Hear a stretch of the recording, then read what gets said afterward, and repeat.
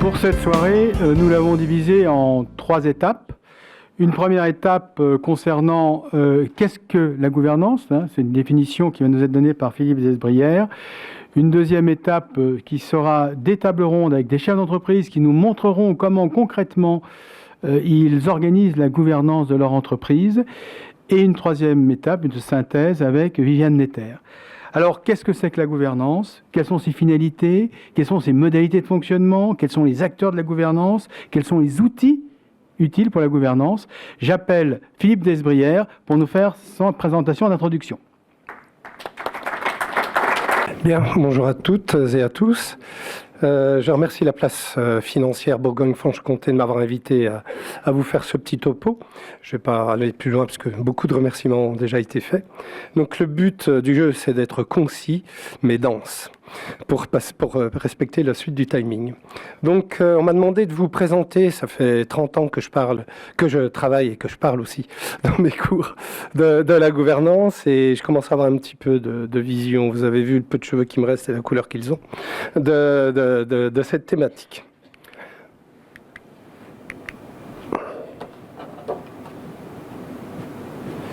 Donc la gouvernance, alors commencer par des définitions. J'en ai 2 à vous proposer. La première de mon très cher collègue et ami qui est maintenant en retraite, Gérard Charot, qui parle d'un ensemble de mécanismes qui viennent délimiter, contraindre. Moi, je rajouterais maintenant, avec le temps, habiliter, nourrir, la construction de la vision stratégique des dirigeants. Il y a une dimension contraignante, et puis on va le voir, il y a une dimension conseil, habilitante. Et puis, il y a de nombreuses confusions entre management et gouvernance. Beaucoup parlent de gouvernance, mais en fait parlent de management. Et de ce point de vue-là, j'aime bien la définition de Roland Pérez, qui parle de l'ensemble des dispositifs institutionnels en dehors de l'entreprise ou propres à l'entreprise, qui viennent orienter de la même manière ou contraindre d'une manière ou d'une autre l'action managériale. De ce point de vue, il parle, et j'aime bien cette définition, il parle de management du management. C'est le cadre de l'action. Comme le coprésident nous l'a dit tout à l'heure, c'est le cadre de l'action. C'est un peu le GPS, c'est ce qui délimite les bordures, mais c'est pas ce qui détermine l'action. Ça peut l'inciter, l'impulser, mais c'est pas l'action en tant que telle. Alors c'est une réflexion. Donc le système, c'est l'ensemble d'un certain nombre de mécanismes, on va le voir, mais qui s'applique tout autant au questionnement concernant la création de richesse, ce qui peut la déterminer, l'encourager ou la contraindre, la décourager éventuellement, et puis la répartition de cette richesse une fois qu'elle a été créée. Donc il y a une dimension proactive et puis une dimension réactive. Il y a des ajustements qui se font tout au long de ce processus. C'est un processus continu.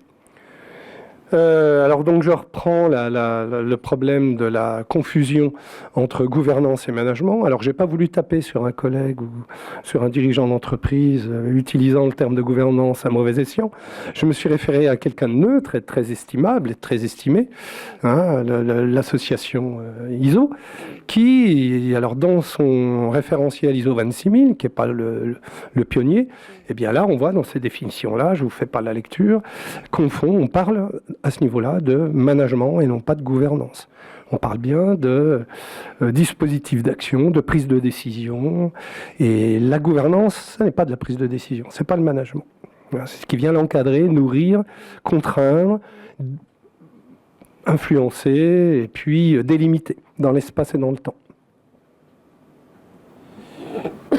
Donc cette précision étant faite, ce qui nous intéresse ici, c'est que alors vous avez tout un tas d'auteurs universitaires, académiques, des praticiens, parfois des académiques qui sont à la fois praticiens ou inversement, et qui, comme Viviane, et qui s'intéressent et écrivent et discours sur ces thèmes-là.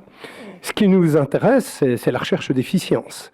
Je suis financier d'origine, économiste financier de formation, donc on s'inscrit dans le cadre de l'efficience. Ce qui nous intéresse, c'est de réfléchir au système qui crée le plus de valeur sur le long terme Et puis rentrer dans le détail, quels sont ces différents mécanismes qui peuvent venir délimiter l'action managériale quand elle peut être dangereuse pour ses propriétaires ou ses parties prenantes, voire l'impulser, l'encourager, le stimuler quand il faut.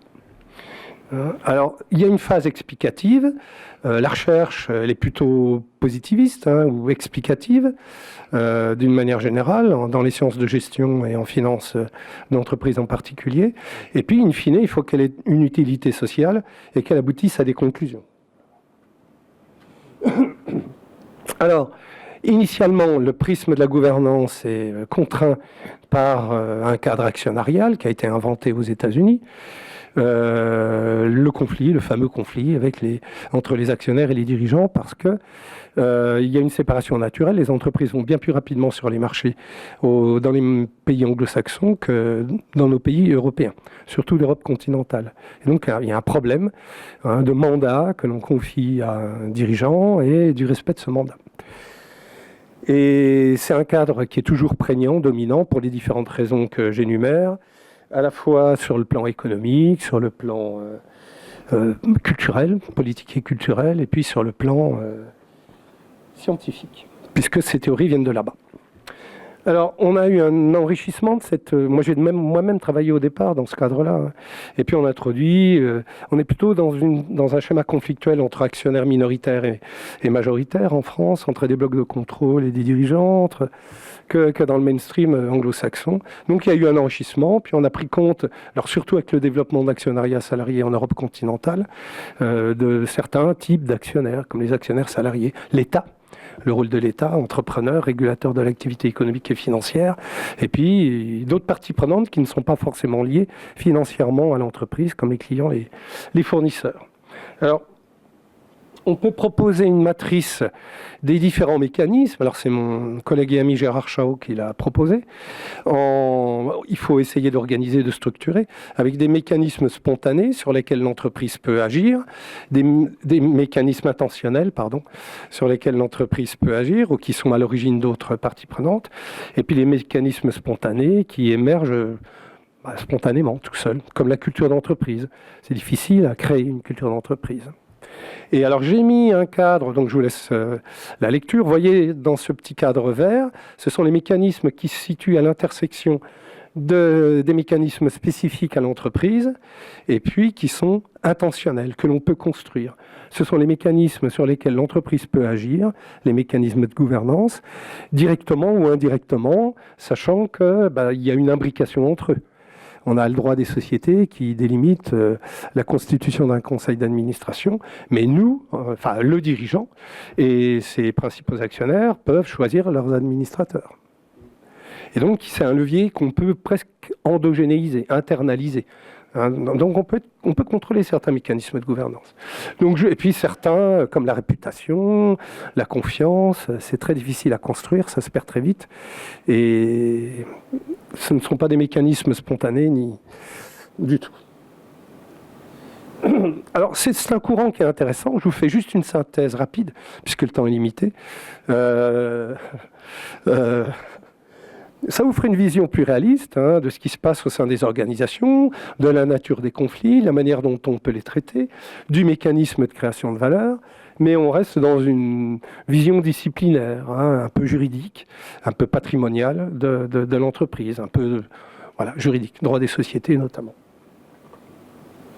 Et ce qui est embêtant, c'est qu'aujourd'hui, dans ce qui détermine l'avantage concurrentiel, c'est plus la construction de richesses basée sur un avantage concurrentiel qui repose sur une domination par les coûts, comme dirait Porter, mais l'avantage concurrentiel aujourd'hui est déterminé par l'innovation, par l'intelligence. Donc aujourd'hui, on est obligé de sortir, quand on se pose des questions de gouvernance, de ce cadre-là contractuel, contraignant, pour aller vers des visions plus cognitives, qui laissent place davantage à l'innovation, à la créativité. Et en introduisant le fait que on est tous des hommes et des femmes qui sont contraints par des émotions et on est tous mus par des biais. Enfin, des biais viennent nous contraindre ou nous habiliter.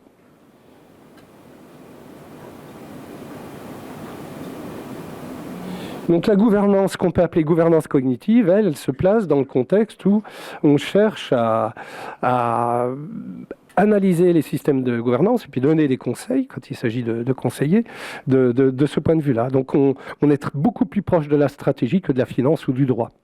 On s'intéresse à la construction de la vision stratégique du dirigeant, à ce qui va déterminer l'innovation comme source d'avantages concurrentiels durables dans les organisations, et puis à la construction des compétences, comme disent certains auteurs, d'un répertoire ou d'un réceptacle de connaissances. Donc le meilleur système, on est toujours dans le cadre de l'efficience, c'est celui qui va aider les dirigeants à construire leur vision stratégique, qui va conditionner l'avantage concurrentiel sur le long terme, et dans le cadre de la vision disciplinaire, enfin de la vision de l'efficience, comme toujours. Alors, juste un petit exemple sur l'administrateur.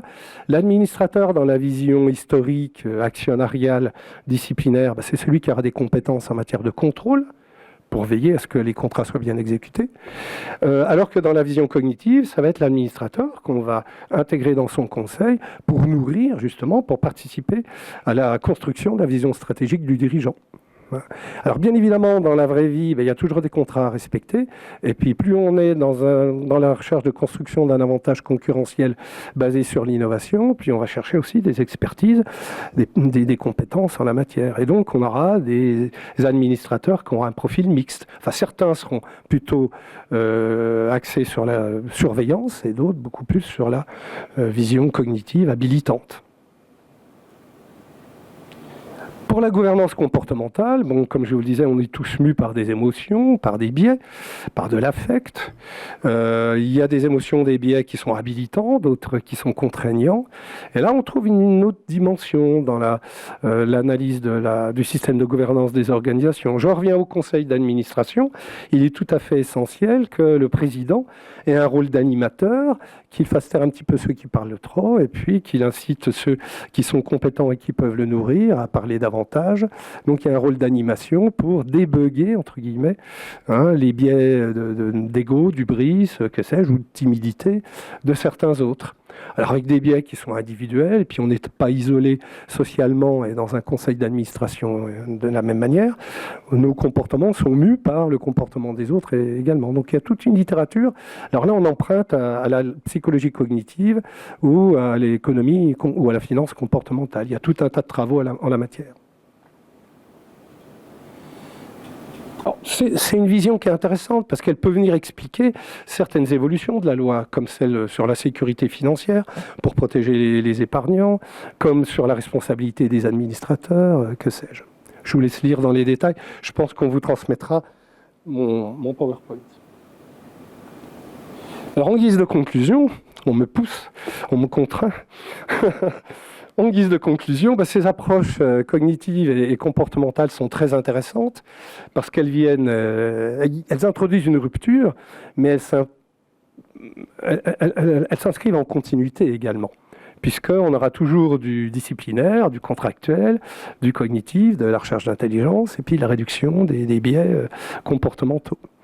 Donc dans toutes on a plus des compléments que des oppositions radicales entre ces différents courants et qui comprennent tous, même dans la dimension cognitive, combien sont ceux qui en conseil n'osent pas parler parce qu'ils considèrent que tel autre administrateur est bien plus compétent que lui et puis il a peur de dire une bêtise. Donc ça, on se contraint personnellement. Oups. Donc je vous remercie pour votre écoute, je suis à votre disposition pour toute question lors du cocktail qui suivra. Et puis je vous indique aussi, on a sorti avec une jeune collègue, alors c'est un ouvrage de cas. Et on a aussi bien des TPE, des PME, des multinationales, des associations, clubs de foot, vous verrez. Et on analyse le système de gouvernance de ces différentes organisations avec une partie, bon c'est un peu pour les étudiants, donc il y a une partie problème posé, puis une partie solution proposée, analyse et solutions proposées. Voilà, je vous remercie de votre écoute. Au revoir.